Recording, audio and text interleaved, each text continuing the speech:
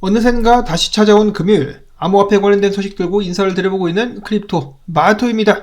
첫 번째 소식은 미국 관련된 소식입니다. 미국의 지난 1분기 GDP 확정치가 발표가 됐습니다. 마이너스 0.5%. 자, 2분기에도 마이너스를 기록하게 된다라면은 경기 침체에 빠진 것이다라고 볼 수가 있겠지만은 바이든 때는 경기 침체에 대한 정의를 바꿔버렸었죠. 자, 과연 트럼프 때는 어떨 것인지. 이어서는 상승 추세에 놓였다라고 알려진 미국의 주간 신규 실업수당 청구 건수 숫자 수 2주 만에 감소했다라고 합니다. 자, 근데 상승 추세가 괜히 상승 추세겠습니까? 저번 주 하락한 거 약간의 조정일 수도 있고 추가적으로 상승할 수 있다는 것을 염두에 둬야만 되겠습니다.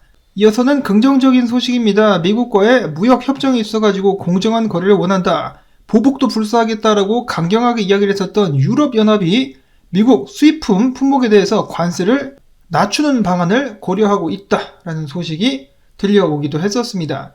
이 관세 관련된 문제가 빨리 해결돼야 파월이 금리를 내리겠죠. 한편 도널드 트럼프 대통령 벌써부터 파월 후임 인터뷰까지 진행하고 있다라고 발언을 한데 이어가지고 달러 같은 경우는 급락 3년 만에 최저치를 기록을 하기도 했었다라고 하는데요.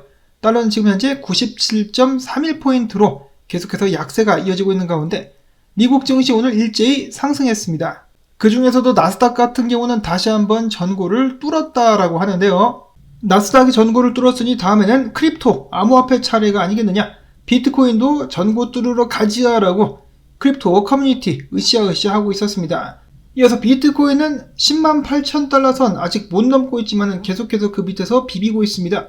비비면서 조금씩 저항을 갉아먹다가 뚫으려고 하는 것인지 10만 7,700달러 선에서 거래가 이어지고 있는데 안타깝게도 알트코인들 같은 경우는 비트코인의 상승률을 아직까지는 따라가지 못하고 있습니다. 이더리움은 2,446달러 선에서 거래가 이어지고 있습니다. 자, 비트코인 현물 ETF 어제 자금 또 유입 5억 4,739만 달러가 유입이 되었습니다. 블랙락으로부터만 3억 3,900만 달러 유입. 이 장외 거래에서 물량 언제 동나나요? ETF든 기업이든 거래소를 통해서 비트를 매입하는 그날이 하루빨리 찾아올 수 있기를 기원을 해봅니다. 다음은 메타플래닛 비트코인 1, 2, 3, 4개 1234개를 추매했다라고 밝힌 데 이어가지고 나스닥 상장사 블록체인 인프라 개발업체인 메가매트릭스는 12개 비트코인을 첫 번째로 매입. 캐나다 상장사 66 캐피탈은 18.2개의 비트를 매입.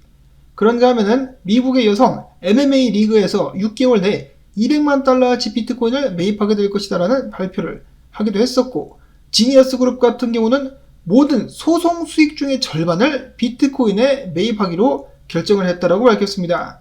근데 반대로 패소하면 니들 비트코인 팔 거냐? 그러면 안 돼. 그런가 하면은 전 세계에서 가장 강력한 반암호화폐 국가로 꼽혔었던 인도 집권당 대변인, 인도 국민당의 대변인이 비트코인을 전략적 준비자산으로 고려할 필요성이 있다는 것을 강조를 또 하기도 했었다고 하네요. 인도는 중국과 더불어가지고 금에 환장한 나라인데 디지털금, 비트코인의 매력에도 한번 빠져볼 수 있으면 좋겠습니다. 다음으로는 비트코인 분석. 지금 현재 주요 저항으로 꼽히는 구간은 10만 8,300달러. 해당 자리를 뚫고 올라가야지. 못 뚫는다? 그러면은 더 낮은 고점을 기록, 추가적인 조정에 압박을 받을 수가 있겠다라는 분석이 나왔었는데요. 만약에 조정을 받게 된다 어디까지 떨어질 것 같으냐? 트레이더 엑소 분석가 10만 300에서 10만 400달러 수준까지 떨어지지 않겠느냐? 비트코인의 주요 저항은 10만 800에서 10만 900달러다 라고 이야기를 해주고 있습니다. 시원하게 한방 쏴주면서 뚫어주면 정말 좋겠는데 아직까지는 그런 기미가 보여지고 있지 않지만은 그런 시기가 조만간에 오지 않겠느냐? 크립토 배트맨 이렇게 이야기를 하고 있는데요. 금 차트와 비트코인 차트 종종 비교가 되는 두 개의 자산인데 금 차트 보시면은 이런 식으로 수렴 겪다가 저항 뚫고 올라가서 날아갔는데 비트코인 차례다. 비트코인도 조만간에 저항 뚫고 멀리 날아갈 것이라고 기대감을 키워가고 있었습니다. 그날이 하루빨리 찾아올 수 있으면 좋겠고, 다음으로는 이더리움 현물 ETF 6,016만 달러가 유입, 블랙락으로부터는 5,493만 달러가 흘러 들어왔습니다. 다음으로 조셉 루빈의 샤프링크, 최근에 다시 한번 이더리움 5,989개를 매입했다라는 소식이 나왔었고, 다음으로는 리플 XRP. 야, 이게 뭔가요? 한때는 리플사의 든든한 지원군이었었던 토레스 판사, 이제는 소송 종료에 회방을 놓고 있다. 토레스 판사가 다시 한번 리플과 SEC가 요청한 합의안을 또 한 번 기각을 시켰습니다. 그것에 대한 이유로는 리플사와 SEC는 법원의 추가 판결 없이 합의를 통해서 소송을 끝내려고 하고 있는데, 이게 어디서 배워먹은 버르장머리냐? 당사자들 간의 합의가 공적 판결보다 상위에 있을 수 없다. 법원 판결 없이 소송을 끝내고 싶으면 항소 자체를 철회하거나 판결의 이의를 제기를 해라라고 이야기를 했습니다. 근데 사실 소송 끝난 거나 마찬가지이기 때문에 합의가 좀 늦어진다 할지라도 그렇게 큰 문제가 되거나 그런 것은 없겠죠. 한편 아랍에미레이트 펀드 같은 경우는 트럼프 후원 차원에서다가 월드 리버티 파이낸셜 토큰 1억 달러치를 매입했다라고 밝혔습니다. 야, 통 크다. 1억 달러 그냥 매입. 이어서는 알트코인 현물 ETF 관련된 소식입니다. 비트와이즈는 최근 그들이 신청했었던 현물 도지코인과 앱토스 ETF의 S1 서류를 수정한 다음에 다시 SEC에 제출을 했다라고 하는데요. 이를 보고 블룸버그의 ETF 전문가 에릭 발추나스 이야기하기를 승인 가능성을 높이는 긍정적인 신호다라고 이야기를 했습니다. SEC가 활동적으로다가 ETF 신청사들과 소통을 이어가고 있다. 특히 그는 도지코인 ETF를 두고 될지 안 될지가 아니라 언제 될지가 문제다라고 이야기를 했는데요. 알트코인들 현물 ETF 승인할 거면은 한 번에 몰아가지고 하지 않을까라고 저는 한번 생각을 해보고 있습니다. SEC 언제쯤 승인을 할 것인가? 다음으로는 최근에 불을 뿜었다가 조정을 받고 있는 세이코인 역 헤드앤숄더를 뚫고 올라갔다가 지금 지지 확인 테스트를 하고 있는데요. 이 자리에서 버티면 추가적인 상승 나올 수 있을 것이기 때문에 해당 지지 구간에서 잘 버틸 수 있기를 바라야겠다라고 네브라스칸 군어 분석가 분석을 해 주었고, 다음으로는 수위인데요. 수위를 정말 높은 가능성이 있다라고 평가하고 있는 라울파리 형님, 이제 솔라나보다 수위가 짱이다라고 이야기를 했었던 라울파리 형님은 수위의 차트를 이렇게 보면서 이런 식으로 예측을 하고 있다라고 하는데요. 비트코인이 조만간에 전고를 뚫고 올라가게 됐을 때 알트코인들 상승하기 시작할 건데, 수위가 다시 한번 개떡상을 하면서 상위 코인들 중에 가장 좋은 성적을 내는 탑5 안에 들어가지 않겠느냐, 수위 조만간에 거대하게 쏠 것이다 라고 기대감을 계속해서 높여가고 있었습니다. 자, 다음으로는 하입인데요. 하이플리퀴드의 하입 같은 경우 지금 마찬가지로 조정을 받고 있다. 해당 자리에서 지지받고 반등하지 않겠느냐라는 분석. 다음으로는 무브먼트, 또 한국에 물린 사람들이 그렇게 많다라고 알려진 무브먼트 같은 경우 최근에 바닥을 찍은 것이 아니겠느냐는 긍정적인 분석이 나왔습니다. 그것에 대한 근거로 이제 반등, 추세 반전의 구조가 보여지고 있으며 RSI에서 트리플 상승 다이버전스, 그리고 4시간 봉 기준 EMA 돌파, 그리고 반등했을 때 거래량 등등을 봤을 때 이 바닥 찍고 지금부터 상승하지 않겠느냐라고 예측을 하고 있었습니다. 희망적인 분석이라고 볼 수가 있겠고, 다음으로는 솔스트래터지, 그동안에 솔라나만 모았었는데 이번에는 JTO를 또 매집을 했었다라고 합니다.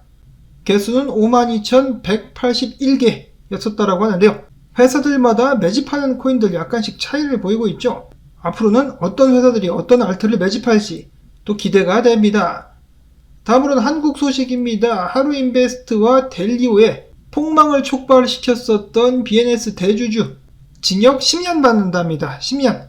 해당 범죄자 박모 씨는 FTX 파산 사태 이후 하루인베스트와 트럼 인포테크를 속여가지고 600억 원을 편취한 혐의를 받고 있는데, 하루인베스트와 델리오 때문에 정말 크게 피해 보신 분들 정말 피눈물을 흘리고 계시던데, 꼴랑 10년이라니 좀 너무한 것이 아닌가 싶습니다. 600억 원을 편취했기 때문에 1원당 한 대 600억대를 쳐 맞아야 되는 것이 아닌가. 하여간 피해자만 억울한 세상이기 때문에 당하지 않도록 최대한 조심해야 되겠습니다. 그리고 마지막으로는 암호화폐 관련된 기사는 아닙니다만은 이런 소식이 있어가지고 또 잠깐 들고 와봤는데, 제목을 보시면은 세금 없는 나라로 가는 백만장자라고 되어 있지만 이 백만장자가 문제가 아니라 부자들이 나라들을 탈출해가지고 다른 나라들로 이민 가는데, 최근에 영국 같은 경우 그 숫자가 훨씬 더 많이 늘었다. 올해만 16,500명이 다른 나라로 떠났다라고 하는데요.